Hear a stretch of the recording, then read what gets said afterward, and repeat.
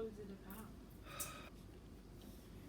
Erev Tov Chavrim, I'm Stephen Benoon. You're watching Israeli News Live. And guys, we finally did make it up here late tonight to the area not too far from the Syrian border.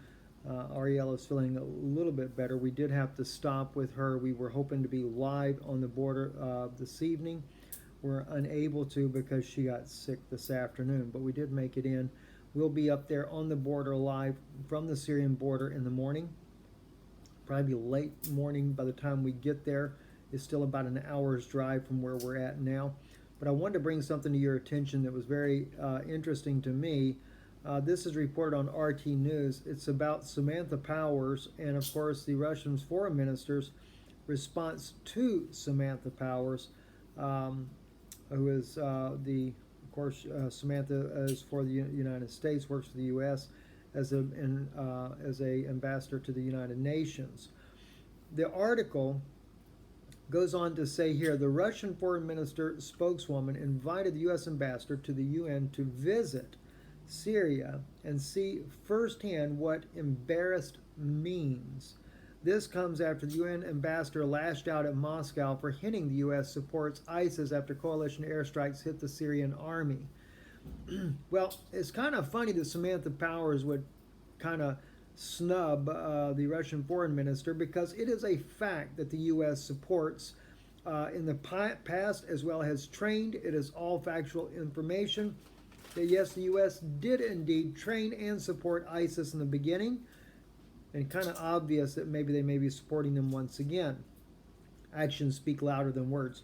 But I want to share with you something that Maria Zakharova actually said. She's a foreign minister of Russia.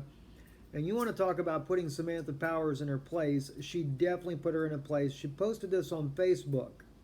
It says, "Dear Samantha Power, in order to know the meaning of the word embarrassed, I highly encourage you to travel to Syria and talk to the people there for yourself.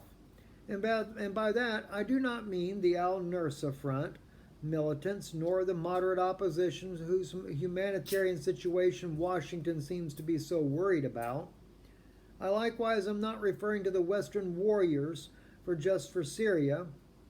I'm referring to the actual people that continue to live there in spite of the bloody experiment that has been waged on their homeland for over 6 years, with active participation by Washington." The Moscow representative went on to say she herself is in constant communication with the people on the ground, which includes both opposition forces dispersed across Syrian towns and the orphan children left in the wake of the fighting there. "Let's go there together," she said, promising she would shoulder the expenses of the Power Syrian trip. "Do say yes. Don't be frightened. Nobody will lay a finger on you in my presence, unless, of course, your guys don't again mistakenly strike the wrong target. You'll make lots of new memories and find out what embarrassed means in the process," the Moscow representative added. I cannot think of a more eloquent way to put Samantha Powers in her place.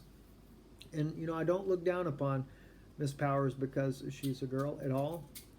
I look down at the fact that she would make it look like Russia is just some kind of hooligan state. They're not. They are trying to do something better in Syria. And it is a fact, and everyone knows it, and the U.S. has admitted that they have been trying to topple Bashar al-Assad. For what, though? You wouldn't agree with the elites there to run your little gas pipeline through his country? You don't want to bow down to the New World Order? Well, you know what?